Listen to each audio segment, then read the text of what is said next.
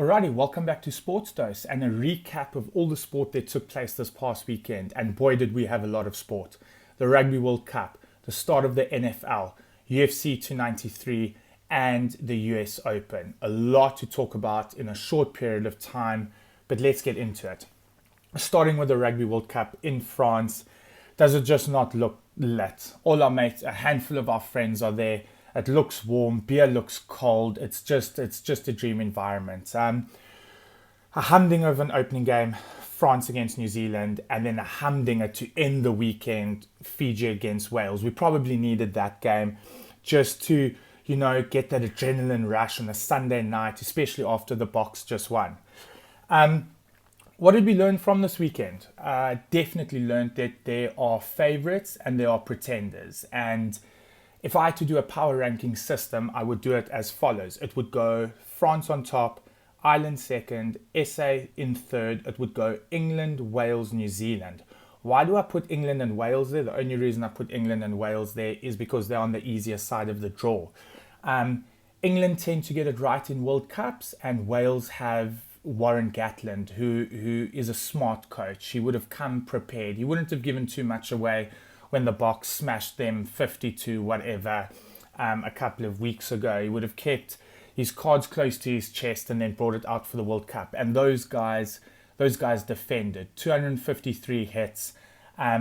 They're definitely going to be there and about. But let's have a look at this. Can we ever predict if a side's going to win a World Cup? Of course, no, we can't. But there are clear signs, and if you want to break it down into three categories, it's interpersonal understanding, system understanding, and positional understanding. What do I mean by all of that? Let's start with interpersonal understanding. What is that?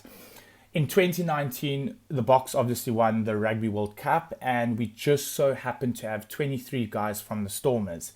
This year, Ireland have 17 guys from Leinster, and you can definitely see the carryover between Leinster and Ireland, Leinster. There's 100% understanding. They play very similar. France, on the other hand, have guys from all different top 14 clubs, but majority of their decision makers have been in the system for now almost 4 years. They've won a lot of trophies. They just have that understanding of what Galtier wants them to do. And then you have the Boks, who also interpersonal understanding of basically carrying over majority of the squad that won the 2019 World Cup into this World Cup. All the leaders are there, and so forth. Then you go to system understanding. Who has the better understanding out of all the players of the system that the coaches are trying to produce? Again, two sides stand out. It's Ireland of the rugby that they're looking to play, and it's France, what those guys are looking to achieve. I would say that France probably just outdo Ireland just a little bit, but that is just because they've been doing it a little bit longer. And then you have SA. SA have a defense of system understanding, but our attack is lacking a little bit, especially in the red zone. Does Rassi have enough time to fix that? Obviously, time will tell. We're going to back our defense again to win this Rugby World Cup. We were phenomenal against Scotland. We shoot hard, but on Sunday against Scotland, we just shot extra hard. We obviously identified that Scotland won a playoff 10, and we nullified Finn, and he's meant to be a baller. He just couldn't live up to the speed of our defensive line. And the last one out of that category is positional understanding. What do I mean by that? So in a World Cup, you'll obviously have a handful of guys who shift positions. Especially you start your strongest team against your strongest opponent in the group. And then what happens is in the easier games, you tend to shift a couple of guys around. Like if someone's playing Romania or Chile, it's a different side that comes in. Obviously, guys don't want to pick up injuries. And that's what they look at doing. So if you take all those categories and you take interpersonnel, system, positional. Say, for instance, France play against Uruguay tomorrow. They're going to make 15 changes. How do all those players know exactly what they're looking at doing? If a fly-off is shifting to inside center, if an 8 is shifting to 7, everyone's got a different role. How do you adapt? Who looks the best? Personally, just from the get-go, and it's only round 1, I still back France, Ireland, and then the rest.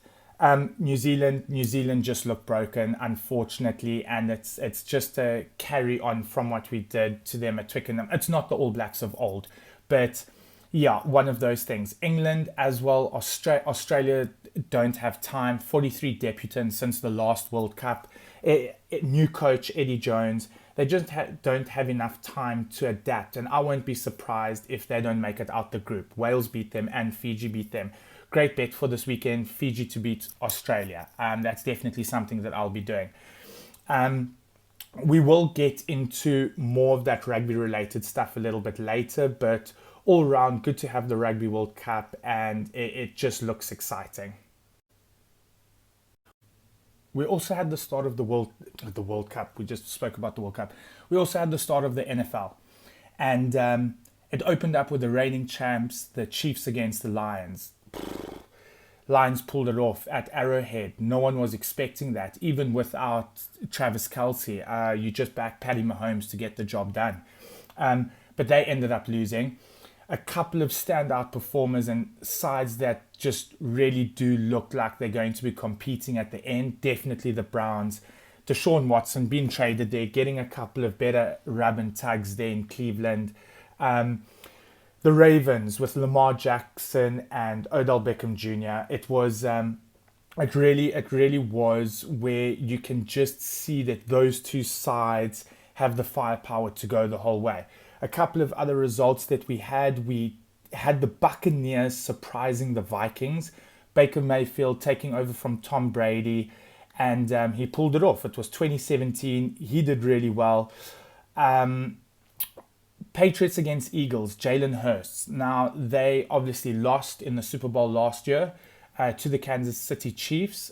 They look really good, but you do have to give the Patriots credit. I mean, that's a strong side, and I back those Oaks to cause a handful of upsets. Couple of noteworthy results as well. Cowboys beating the Giants 40-0. The Cowboys defense with Micah Parsons, that man's a beast. And going back to the Browns, Myles Garrett. I mean, those guys are just quarterbacks are going to wake up and just see those guys in their dreams and then wake up. And it's going to be absolute chaos there. The Jets, Aaron Rodgers, Achilles gone. They were going to be competing for a Super Bowl. Unfortunately, now we got to put it on the mommy chaser, Zach Wilson. Zach doesn't have it, and it just looks like the Jets are done. Saints beating Titans as well. Colts beating Jags. All of that was pretty much evident that was going to happen. The 49ers with Purdy beating the Steelers. That was a biggie. Those guys are going to do really well this year as well. And then the Raiders beating the Broncos. Rams beating Seahawks, that was a biggie. And then the standout performance of the weekend was definitely the Dolphins. I mean, Tua and Tyreek Hill, the man's just the quickest guy on the planet. Justin Herbert tried to get it going, he just couldn't.